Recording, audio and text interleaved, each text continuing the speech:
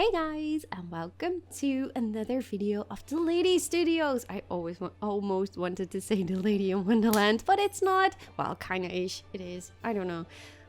I'm so hyped for the new DLC coming in, but first we need to put out this video, and I am joined by the lovely and amazing Rudi Rennkamel. How are you doing?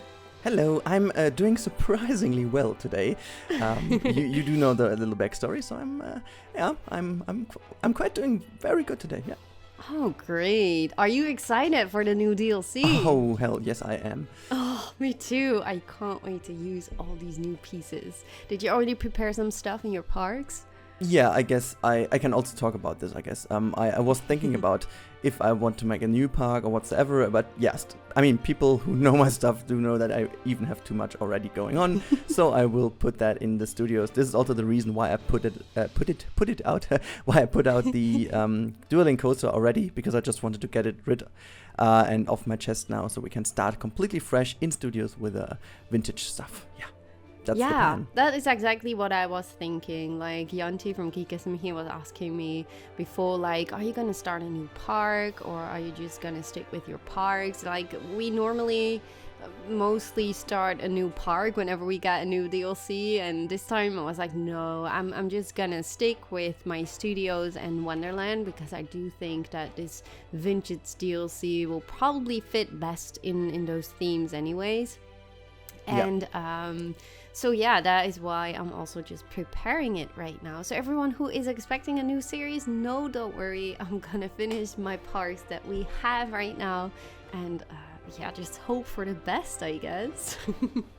Yeah, it's kind of funny though to talk about that, because I feel that also the way Planet Coaster is handling the DLCs does also pay now into the fact that we continue our parks. Like at the beginning, you always, you even needed to start a new park because it was so different from the stuff that you've been doing. But now it kind of does all connect a lot better, so you can really go on. And also the performance increased so much over the couple of years, and we got new machines and stuff. So oh yeah, absolutely. Yeah. Well, Spooky was also very easy to add in my parts, but the jungle park, well, I could have started like a jungle area in the DeLady Wonderland, which I will probably do in the future too, but I just really felt with the adventure pack that I just really wanted to start a new park, and I feel a little bit sorry that I did right now, even though I love the park, but since this is such a big project and it just takes so much time, and it's just yeah, I don't know, I should have made a volcano island in Wonderland instead. Yeah, I do remember the first time we talked about that. You were like, "Yeah, I'm just doing a small little series on it," and like we do know it already, right? We know it from the very beginning. If we say it's a small story or a small thing, it will potentially be even longer than a year. So it's basically every content creator in YouTube, I guess, suffers from the same disease, I guess. Like I talked to Flux also before he was starting with his amazing Ava or Avalon series. Like he didn't really tell me what he was doing, but he was like talking to me how long he did really prepare that. And the funny thing is, then he said like, yeah, and we do still have the airport thing with B. Squicklehausen and Strict, and I was like, okay, yeah, we started this like a small project, and I was like, sure, that's a small project, are you kidding me? And like, yeah, it's always so funny, like we all suffer from the same disease. Oh yeah, well, honestly, only my Christmas Village was like 10 episodes long, and it is finished, and I'm quite proud of it. So in the end, it is possible, but I only had like a lot of pressure with that park because it was a Christmas park, and I started it like in the beginning of December, and I really wanted to finish it at the end of December. Like I was like, no way, I'm not gonna finish this and start building in a winter pack in February and January and February again. Like I have to finish this park, and I did it. Yeah, I had the same actually with that, what I made with SP Ridley together, the little winter story that Bo talked over. Oh, that's right. That and so we couldn't make it, so I made it like a winter story at the beginning of January. But I also, I know two people who started a Christmas, or not Christmas, but winter-inspired series, which is now potentially 2 years old and still not finished. You know these two people as well? I think I do. Let's not mention that. Well, talking about Flux Trends and Strict Toaster, like we were planning a collaboration last year for Planet Coaster, and they were like, yeah, well, let's just keep it like a 6 episodes long maximum. And I was like already thinking like that is not gonna work. And we did record like the first episode, but then I had like my health issues and stuff, so we never ever got to the point to finish it. Maybe we ever do in the future, I have no idea. So sorry for those who are like thinking, oh my gosh, that's amazing. There are no plans right now to ever finish it, so it's probably never gonna be released. But I was really thinking like, oh no, 6 episodes, so 2 episodes each. I was like, oh, that's not gonna work, but maybe it does. I have no idea, but we just know how it goes when you plan to create a small park. Absolutely, yeah. Yeah. I have to admit, I am really, really happy that I combined Studios and DeLady and Wonderland together. Like, I wasn't planning to do that. I really wanted to create a small Studios park. And like, when I finished the roundabout, I was like, no. You know what I'm gonna do? I'm gonna try to edit this and save it as a blueprint to my Wonderland. And I'm so happy I did. Yeah. Best decision ever. It is. I still wanted to do that with mine as well, but it turned out that I can't handle it with the performance. Basically because of the Arabian area. I figured that this area really knocks it all off. I don't know what actually was it. I think, and I talked about this in my latest video with Bo as well, I think that the problem is that it's not because of the raw piece count. It's more about the fact that the whole area is like layered. With like 5 or 6 layers. It's incredible. Ooh. It's like you have like in the little dark ride, and then you have like the flat rides, and then you have another layer where there are some shops, and then you have the queue, which is even going over the shops. Like there's so much going on, just above each other, like and then the game and the game has to render like not only the pieces, but also like the interaction with the guests. Like you have guests riding a coaster, you have guests like interacting with shops, you have staff members coming in and out all the time, and all these kind of things. So it's incredible. Well, you should do the same as me, as I am doing right now in the video. That is like a separate temporary park when I just lay out the place I want to fill, and then I just blueprint it, and then I start building. But this section you see right now, you will not see in the near future episodes yet. So, but I will finish this later on, so that's why I kept it in. Yeah. But it's easier to work with this, but you can't do like terraforming and that kind of stuff, so it really just needs to be a blueprint. Oh, that is the reason why you aren't this episode. There we go. I know this one. Yes. There we go.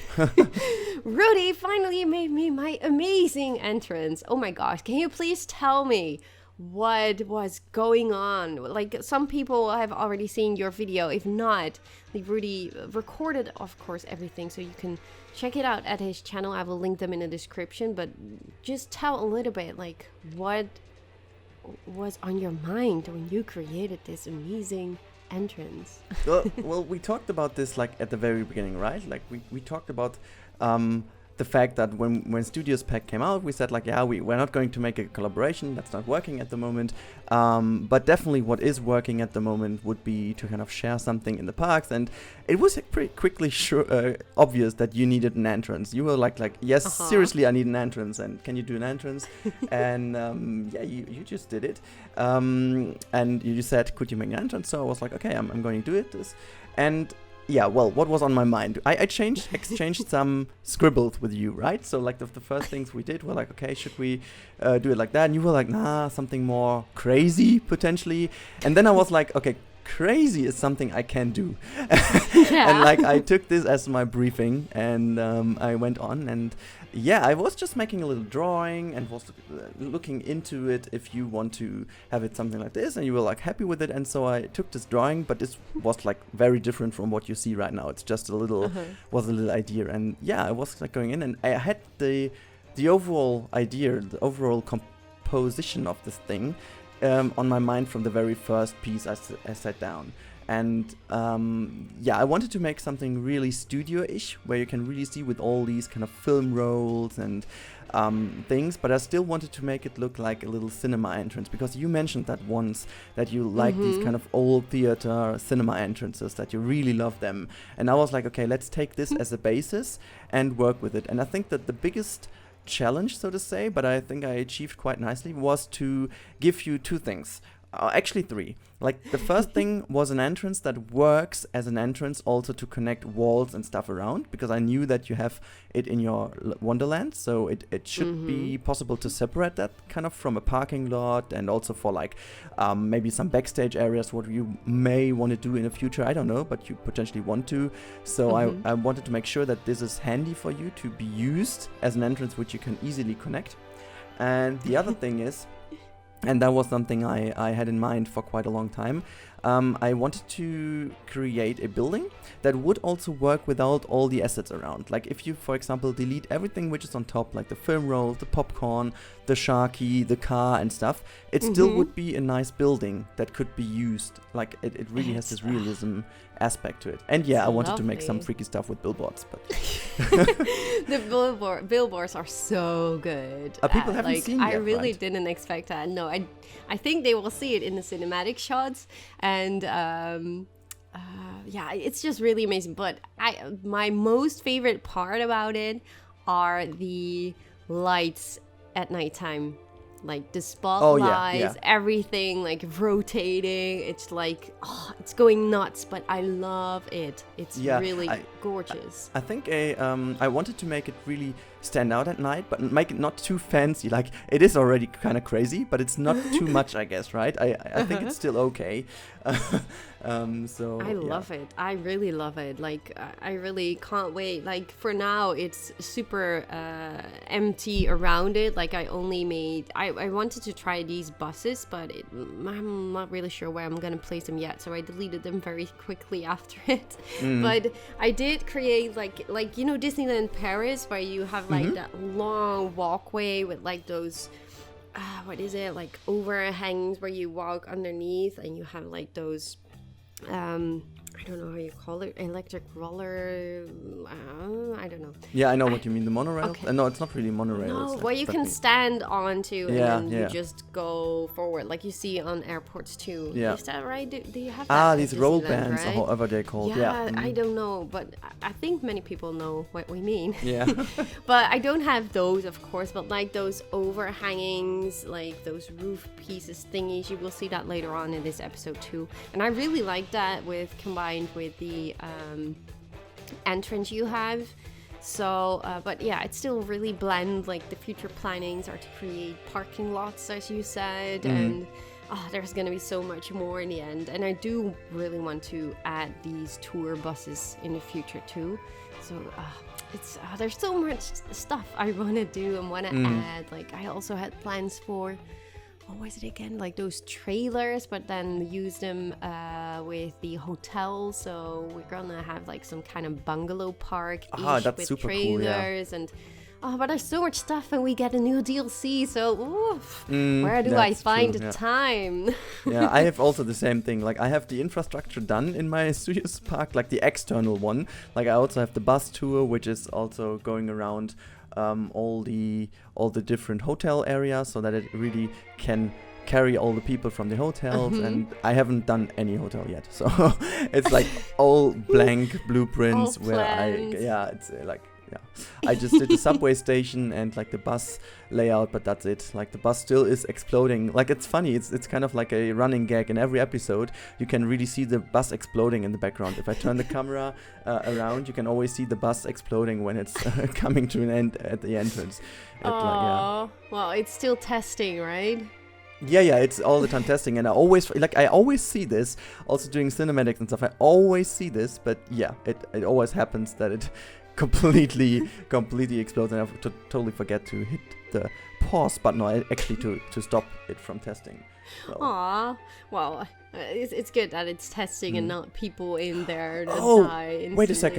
Wait a second, how cool is that? I just figured that this is like, how old is this park? Or did you put the entrance thingies over there, or was this like Is this a spawner? I'm just curious. Those spawns I just showed. I just placed like a minute ago in the video. Ah, okay. I know. I was not sure what you were doing there, like because you were in the scenario editor, right? And then like I just saw that. Okay, never mind. I was just Okay. I was just a bit confused because like I figured lately, like in my Camel Kingdom Park, that this is one of the older ones where you have the alpha entrance still in. Which is really which is really funny because it still is a bit weird because it's completely in the cave or whatsoever. So yeah. Well, I had that too with this park, obviously, but with the scenario editor, as soon as we got it, I changed the entrance on the other side already. Okay. I didn't do that much though because I just had like that cookie bucket, candy bucket, you know what I mean? With that. Yeah. So that was already there, but I didn't do anything in front of it except for some flowers and stuff and expanded the area so it's like bigger now instead of like all squeezed up together in the beginning. And I totally love what you're doing here, by the way. Oh, this was such a pain in the butt. Yeah, but I really like what is happening here. And I can already see it's vintage inspired. It's totally pier vintage inspired, but I really like how this is shaping up right now. I might be changing it later on with the vintage pack. I'm not really sure. Like I was trying so many different things, but what I really love about this is like underneath at the inside I used like those sci-fi lights, those longer ones, and they just give like a really great feeling of the lighting at nighttime underneath. So that's I really love it how it turns out. So but I might change it later on with the vintage pack when we have it. Like I can imagine that we get so many different types of detailed stuff, so I just can't wait to get my hands on it. Like, what is like the most excited thing you are looking forward to? Oof. Well, I don't know really. I'm curious for the coasters, to be honest. And also from the screenshot we have seen so far, I think that I'm also quite happy about the new flat rides. They seem all to be having a nice footprint. Like that's something I was not entirely happy about always, like they were all like pre-styled and stuff, but these seem to be, at least from the screenshots, to be looking kind of nicely, to be used in like every situation and every theming you want it to be in. So yeah, these two things, I guess. I remember that a lot of people were like, oh my god, please don't make it like those what was that again, the Monteleone, but then like the other version of it. And when people saw the first one, they were like, oh my god, no, that's way too big. And now it was like, okay, so probably the DLC will be something with a funfair or anything like that. And everyone was like, oh my gosh, please don't make big flat rides, please don't do it. And what you said, like the screenshot we've seen, it looks like we get like pretty decent flat rides. You can totally decorate yourself around it, so that looks really promising. I just really can't wait to get my hands on it to see them. Yeah, same actually. I really think that it's I think it was a turning point with the Monteleone, to be honest. Like I really think that this was really a point where they understood that it is better to give us these things and then include a blueprint for like these people who want to have a themed version, right? So to make actually like a themed version as a blueprint, because I wonder if that was a decision they made intentionally then after the big discussion, because it was our feedback from the was it? Yeah, it was from the expo, I think right? they changed the ride to the Monteleone later on because of because people we said, were like, okay, no, I don't want this. Yeah. So, and then they changed it. So I think they learned from that.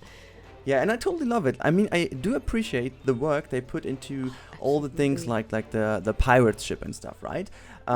Because those are things they really have to be themed, because like a pirate ship is a pirate ship. You don't need to give us a blank ship. That makes no sense. But the other thing is really, for all the rides that can be themed into different areas, I'm totally fine with getting only the nice basic footprint of it.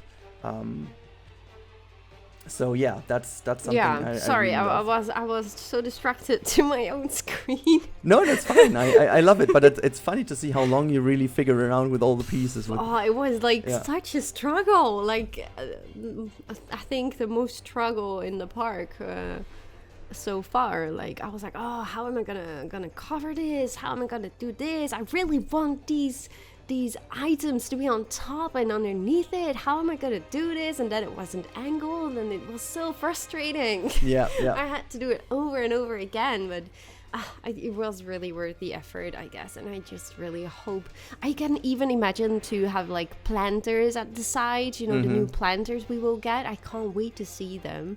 And Oh, yeah. hopefully it will look nicely like at the sides of these. How would you call it? I know they have like smaller versions in the game that they call canopy-ish things. They are in the section awnings? of canopies. Is this awnings? I don't know. I don't know. If someone knows, please put it in the comment Yep. section. That would be the best idea to do, because I do struggle with all these things all the time as well, because like I played English, yeah, right, but I don't really read how these pieces are called. I just use them. Sometimes it's so hard, like playing Jurassic World Evolution, and there are so many, like the dinosaur names are just, I know how to pronounce it in Dutch, but if you do it in English, it's like such a struggle. But I'm learning. I'm really learning right now. So I'm doing so much better. I was already. laughing so hard when I was talking to Bo these days before we recorded. We were like just She having talks a little, about that too. Yeah, and I was like, I was like, how is it, and how's all the time? How's it internally? How are you happy with Jurassic World Evolution reception and stuff? And she was like, yeah, I'm an expert. I can say Dilophosaurus without even struggling. So that was so hilarious. She was like, and also punching out some other names. I was like, holy heck. Well, she had like the exact same issue as me. Like we're both Dutch, and it sounds so different in Dutch. So it was just a struggle, but I'm really happy. I now know how to pronounce them, mostly all the names. So yeah, totally true. I'm really.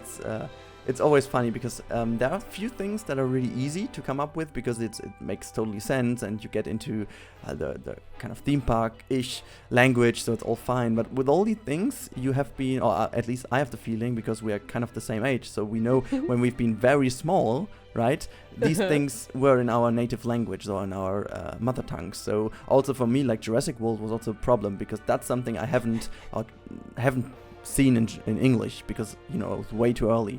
With all the stuff that is new, it's pretty easy because I watch all the stuff in English, so that's fine. But everything which is, let's say, what has been earlier than my age of 14, 15, 16, I have to learn this again. Yeah, exactly. So don't blame us if we do pronounce anything wrong. We're already out of time. So I see a black screen. Well, maybe we can do a different recording with the new DLC too later on this week. That will be amazing. Yes. And I will also be in an episode of your channel this week. So please, everyone, make sure to go to Rudi Rennkamel and also to check out his entrance Speedbuild building, which is really amazing. So thank you so much again for creating that one for me, Rudi. It really means a lot. It's really amazing. And thank you everyone that joined us for this whole episode of talking. Please make sure, of course, to subscribe if you already haven't, and leave a like at the video if you do. And I really hope to see you this week with all the vintage pack DLC spam I'm gonna bore you with. No, I'm gonna show you all. It's gonna be amazing. Thank you so much for being here, Rudi. Yeah, and thanks for having me. You're welcome. And see you all in the next one. Bye, guys. Bye.